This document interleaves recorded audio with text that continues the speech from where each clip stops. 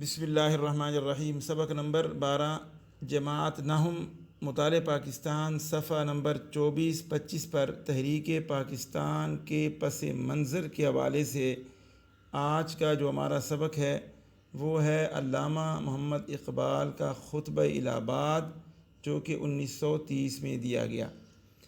تحریک پاکستان کو سمجھنے سے پہلے ہمیں اس کا پس منظر کا پتہ ہونا لازمی ہے، اس لیے ہم اس کا پس منظر پیش کر رہے ہیں کہ اس کے پس منظر میں کیا کیا ہوتا رہا اور کون سی وجوہات تھیں جن کی بنیاد پر تحریک پاکستان کو چلایا گیا۔ تو ان وجوہات میں سے ہم جو چند چیزیں پڑھ چکے ہیں، اسپیشل جو ہم پچھلے لیسن میں نہرو رپورٹ جو 1929 میں پیش آئی اس کا ہم نے ذکر کیا۔ اس کے بعد ہم نے قائد اعظم کے 14 نکات کا ذکر کیا، چونکہ نہرو رپورٹ وہ 1928 کا واقعہ تھا، قائد اعظم کے 14 نکات 1929 میں پیش ہوئے۔ تو اب ہم آئے ہیں 1930 کی طرف، تاکہ ہم اس کو تاریخی حوالے سے بیان کریں اور آگے سے آگے اس کو چلائیں۔ تو اب ہم علامہ محمد اقبال کے خطبہ الہ آباد کو ہم اپنی بک میں جو اس کے بارے میں لکھا گیا ہے اس پر ہم روشنی ڈالنے کی کوشش کرتے ہیں۔ تو آئیے ہم اپنے بک سے اس کو تھوڑا سا پڑھتے ہیں کہ مسلمانان بر صغیر کی یہ خواہش تھی کہ ان کا الگ تشخص تسلیم کیا جائے، چونکہ یہ بھی ہم پڑھ چکے ہیں، الگ تشخص، الگ قوم، جو کہ ہم پچھلے جو لیسن ہے اس میں یہ پڑھ چکے ہیں۔ اس سلسلے کی کڑی علامہ محمد اقبال کا خطبہ الہ آباد جو کہ 1930 میں دیا گیا، تو انہوں نے فرمایا کہ مسلمان یہ برداشت نہیں کر سکتے کہ ان کے مذہبی، سیاسی اور معاشرتی حقوق کو سلب کر لیا جائے، لہٰذا مسلمانوں نے اپنے لیے الگ ملک کا مطالبہ کر دیا ہے۔ تو اس کا جو خاکہ ہے اس کو علامہ محمد اقبال نے اپنے خطبہ میں اس طرح پیش کیا۔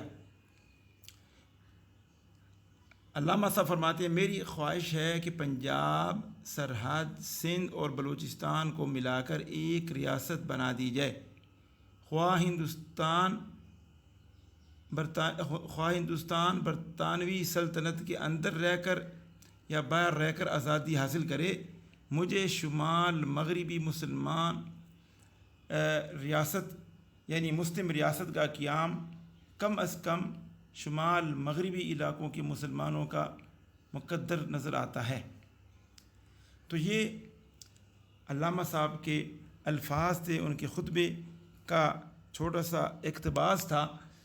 اس میں جو انہوں نے خاص طور پر ذکر کیا وہ کیا ہے پنجاب، سرحد، سندھ اور بلوچستان کو، جس کو ہم دیکھ رہے ہیں کہ آج بھی پاکستان کے علاقے ہیں، بلکہ صوبے ہیں پاکستان کے، اور یہ پاکستان انہی پر مشتمل ہے۔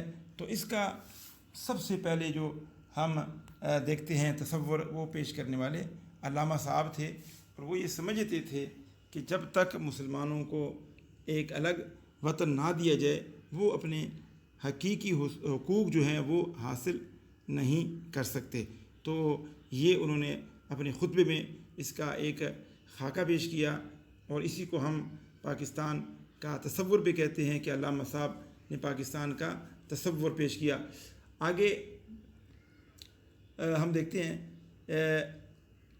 کہ قائد اعظم کی خواہش تھی کہ مسلمانان بر صغیر جو ہیں وہ ایک قوت کی صورت میں وہ ابھریں۔ علامہ محمد اقبال نے اس تصور کو آگے بڑھاتے ہوئے خطبہ الہ آباد میں الگ ریاست کا تصور دیا، چونکہ ہم دیکھ رہے ہیں کہ علامہ صاحب اس میں وہ اپنے جو ہے وہ ان علاقوں کا ذکر کر رہے ہیں جو کہ پاکستان کا بعد میں حصہ بنے۔ تو علامہ محمد اقبال کہ انہی الفاظ کو، اسی خطبے کو ہم پاکستان کے تصور کے طور پر یاد کرتے ہیں۔ اس کو ہم آگے بڑھاتے ہیں تو آگے ہم ذکر کرتے ہیں چودھری رحمت علی، جو کہ تاریخ پاکستان میں بڑا نام اور مقام رکھتے ہیں۔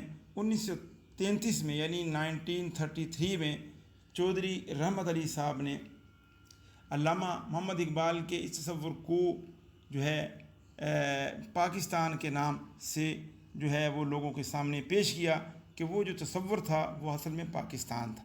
تو پاکستان کا سب سے پہلا نام جو لوگوں کے سامنے لایا گیا وہ چودھری رحمت علی صاحب کے طرف سے لایا گیا۔ قائد اعظم نے 1934 میں مسلم لیگ کی باغ دوڑ سنبھالی اور مسلمانوں کے سیاسی استحکام کے لیے جماعت کو مضبوط اور فعال بنا دیا۔ تو یہ ہم دیکھ رہے ہیں پاکستان کے جو ہے وہ قیام کے حوالے سے جو باتیں ہو رہی ہیں، تحریک پاکستان کے پس منظر کے حوالے سے، تو اس گفتگو کو ہم آگے بڑھاتے ہیں۔ تو ہم تحریک پاکستان کے پس منظر کے حوالے سے گفتگو کر رہے تھے۔ اب ہم آتے ہیں صفحہ نمبر 25 پر۔ صفحہ نمبر 25 پر جو ہمارے سبق کی ہیڈنگ ہے وہ ہے 1935 کا آئین اور صوبائی خود مختاری۔ ہم ہندوستان کے کانسٹیٹیوشن یعنی اس کے قانون کے حوالے سے گفتگو کر چکے ہیں کہ 1928 میں کانگریس کی طرف سے جو ہے ہندوستان کے آئین کے بارے میں پوائنٹ پیش کیے گئے۔ پھر اس کے جواب میں قائد اعظم محمد علی جناح صاحب نے اپنے 14 پوائنٹ پیش کیے جو مسلمانوں کے حقوق کے حوالے سے تھے۔ تو آخر کار 1935 میں ہندوستان کے لیے ایک ایکٹ بنایا گیا جس کو ہم انڈین گورنمنٹ ایکٹ 1935 کا نام دیتے ہیں۔ اس میں برطانوی حکومت نے بر صغیر میں ایک نیا آئین متعارف کرایا یعنی 1935 میں، جس میں صوبائی خود مختاری کو اولویت دی گئی۔ اب یہاں پر صوبائی خود مختاری کو زیادہ جو ہے وہ ترجیح دی گئی۔ آئین کے تحت 1937 میں انتخابات کرائے گئے، یعنی آئین میں یہ بات لکھی گئی کہ انتخابات کرائے جائیں گے اور اس کے لیے جو سال مقرر کیا گیا وہ 1937 یعنی 1937، جس میں کانگریس نے واضح اکثریت حاصل کی، یعنی کانگریس کو لیڈ ملی۔ مسلم لیگ ایک طرف تھی، دوسری طرف کانگریس تھی، ان کے درمیان مقابلہ تھا۔ کانگریس کو صوبائی اور قومی اسمبلی یعنی سینٹرل اسمبلی اور جو صوبائی اسمبلی تھی دونوں میں اس کو اکثریت ملی۔ اکثریت حاصل کرنے کے بعد کانگریس نے مسلمانوں کے الگ شناخت ختم کرنے کا پروگرام بنایا، یعنی ہم یہ بات پہلے بھی بیان کر چکے ہیں کہ مسلمان اپنی الگ شناخت یا الگ قوم کا جو حق مانگ رہے تھے اس کو ختم کرنے کی کوشش کی گئی۔ ہندوؤں نے اس سلسلے میں مسلمانوں پر مذہبی پابندیاں لگانے کی کوششیں بھی کی۔ ان کوششوں میں مسجدوں کے باہر شور و غل کرنا، مسجدوں کی باہر آوازیں لگانا، مسجدوں کے تقدس کو پامال کرنا، اور دوسرا جو کام تھا وہ مسلمانوں پر ملازمتوں کے دروازے بند کرنا، یعنی مسلمانوں کو ملازمتیں نہ دی گئیں چونکہ وزارتیں ہندو کے پاس تھی، کانگریس کے پاس تھی، اکثریتی وزارتیں ان کے پاس تھی، تو وہ جس کو چاہتے ملازم بنا لیتے، جس کو چاہتے نہ بناتے۔ تو انہوں نے اس سلسلے میں ہندوؤں کو ترجیح دی، مسلمانوں کو ملازمتوں سے دور رکھا۔ اسکولوں میں اردو کی جگہ ہندی رائج کرنے کی کوشش کی گئی، چونکہ ہندوستان میں دو بڑی زبانیں بولی جاتی تھی، ہندی اور اردو۔ تو اردو مسلمانوں کی زبان تھی، ہندی جو تھی وہ ہندو بولا کرتے تھے، تو انہوں نے ہندی کو مسلمانوں پر جو ہے وہ لاگو کرنے کی کوشش کی تاکہ مسلمان اردو کی جگہ ہندی بولنے کی کوشش کریں۔ گاندھی کی مورتی کی پوجا کرنے پر زور دیا۔ حالانکہ یہ مسلمانوں کے عقیدے اور مذہب کے خلاف تھا۔ مسلمان جو ہیں وہ کسی چیز کی پوجا نہیں کرتے، اللہ تبارک و تعالیٰ کی عبادت کرتے ہیں اور اس کے ساتھ کسی کو شریک نہیں ٹھہراتے۔ لیکن جو ہندو تھے، کانگریس کے لوگ تھے، کانگریسی وزارتیں تھیں، وہ یہ سارے مظالم کر رہی تھی۔ اگلا جو انہوں نے مسلمانوں کے ساتھ وہ زیادتی کی، وہ مسلمان بچوں کو ماتھوں پر تلک لگانے کا کہا گیا۔ یعنی جو ہندوؤں کا نشان ہوتا ہے، ماتھے پر ایک نشان لگاتے ہیں،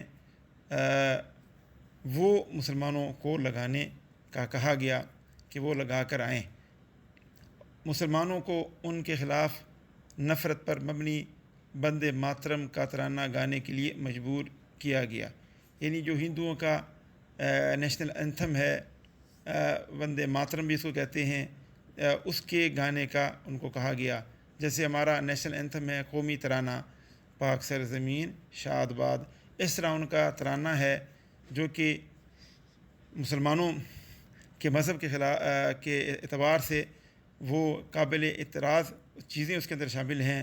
ایسی چیزیں ہیں کہ مسلمان وہ الفاظ ادا نہیں کر سکتے، تو وہ مسلمانوں کو اس کا جو ہے نا وہ ترانہ گانے پر مجبور کیا جانے لگا۔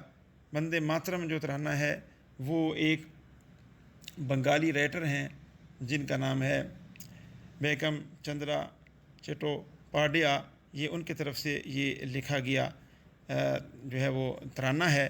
جس طرح ہمارا قومی ترانہ یعنی جس کو ہم اپنا نیشنل اینتھم کہتے ہیں، وہ حفیظ جلندری صاحب کی طرف سے لکھا گیا ہے۔ تو یہ وندے ماترم جو ہے یہ ہندوؤں کے مذہب کی عکاسی کرتا ہے، تو یہ مسلمانوں کو گانے پر مجبور کیا گیا۔ تو اس رویے کو دیکھتے ہوئے مسلمانوں میں الگ ملک کا مطالبہ جو ہے اس کا جذبہ اور بڑھ گیا۔ تو یہ بھی ایک وہ محرک تھا، ایک وجہ تھی کہ جس کی وجہ سے مسلمانوں میں تحریک پاکستان کی طرف جو ہے نا وہ جذبہ اور بڑھ گیا۔ 1938 میں پٹنہ کے مقام پر مسلم لیگ کے سالانہ اجلاس میں محمد علی جناح صاحب کو قائد اعظم کے لقب سے نوازا گیا۔ یہ بھی ایک اہم پوائنٹ ہے کہ اس سے پہلے جو قائد اعظم تھے ان کا نام صرف محمد علی جناح تھا، لیکن 1938 میں یعنی 1938 میں پٹنہ کے مقام پر جب مسلم لیگ کا ایک سالانہ اجلاس منعقد ہوا، اس میں محمد علی جناح صاحب کو قائد اعظم کے لقب سے نوازا گیا۔ 1939 میں کانگریسی وزارتوں کا خاتمہ ہوا، چونکہ یہ بڑی جو یہ وزارتیں تھیں ان کی طرف سے بڑی زیادتی ہو رہی تھی، تو 2 سال گزرے تھے، یعنی 37 میں یہ قائم ہوئی تھیں، تو 39 میں یہ کانگریسی وزارتیں ان کا خاتمہ ہوا۔ تو قائد اعظم اور مسلم لیگ کی اپیل پر مسلمانوں نے 22 دسمبر 1939 کو یوم نجات منایا۔ یعنی یہ جب وزارتیں ختم ہوئی تو ان کے خاتمے پر مسلمانوں نے ایک قسم کا جو ہے نا وہ سکھ ان کو حاصل ہوا، اور انہوں نے اس دن کو یوم نجات کے طور پر منایا کہ ان کو ہندوؤں کے مظالم سے نجات مل گئی۔ تو ہم 1939 میں کانگریسی وزارتوں کے خاتمے کی بات کر رہے تھے کہ یہ ایک بڑا کام تھا، مسلمانوں کے لیے خوشی کا مقام تھا، کیونکہ اس طرح ایک ظلم کا دور ختم ہو چکا تھا۔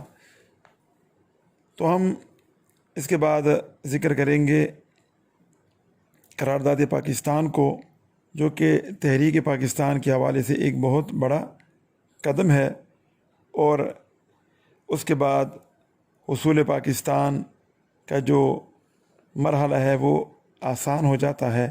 تو آج کا سبق ہمارا انہی الفاظ پر ختم ہوتا ہے۔ اس سبق کے حوالے سے اگر آپ کوئی چیز پوچھنا چاہیں، کوئی سوال کرنا چاہیں تو کر سکتے ہیں، اور اس کے جو پوائنٹس ہیں ان کو سمجھنے کی بھی کوشش کی جائے۔ تو اس طرح آج کا ہمارا سبق انہی الفاظ پر ختم ہوتا ہے۔